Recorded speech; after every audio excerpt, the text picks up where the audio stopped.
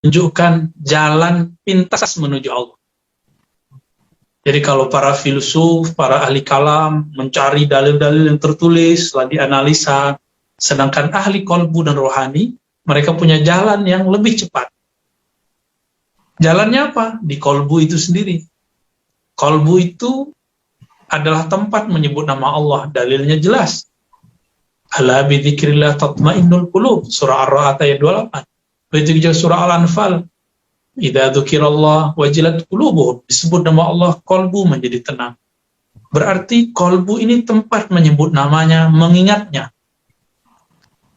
Karena yang punya nama selalu membersamai namanya, ana ma'ahum idza dzakarani, begitu dalam Sahih Bukhari. Aku bersamanya jika dia menyebut dan mengingatku. Lalu di manakah bisa diakses? Dari kolbu bagian manakah? Di kolbu tadi kita sudah sebutkan bahwa ada nama dan sifat Allah yang memancar ke sana. Tapi pancaran itu tentu ada tempat memancarkannya. Inilah yang disebut dengan ruh. Nah, maka tadi ada kalam, di balik kolbu ada rasa. Setelah rasa itu habis, disitulah kemudian seorang hamba menemukan ilahnya, Tuhannya, Allah Subhanahu wa Ta'ala.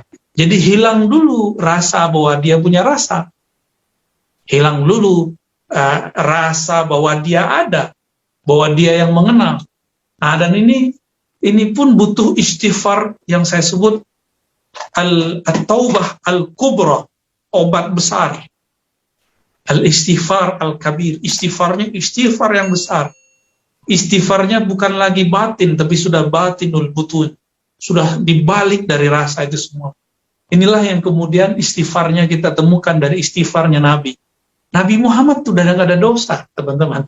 Benar nggak? Nabi ada dosa nggak? Nggak ada. Lalu Nabi istighfar dari dosa apa? Nabi istighfar dari rasa itu. Maka beliau mengatakan, innahu la yughanu ala qalbi. Ya, hadisnya sahih. Sesungguhnya ada ghain pada kalbuku. Ghain di situ diartikan cahaya. Bahkan merasa ada cahaya saja, itu kemudian beliau mengistighfarkan, bertobat di hadapan Allah Subhanahu wa Ta'ala.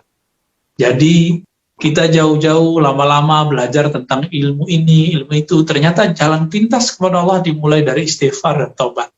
Nggak ada lagi.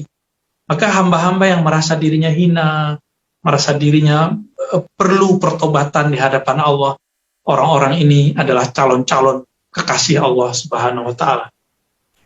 Semoga kita bagian dari mereka, amin ya rabbal alamin. Ya rabbal alamin. Apakah ada cara membedakan rasa yang dari ruh atau rasa kolbu dan yang lainnya? Monggo Bu ya.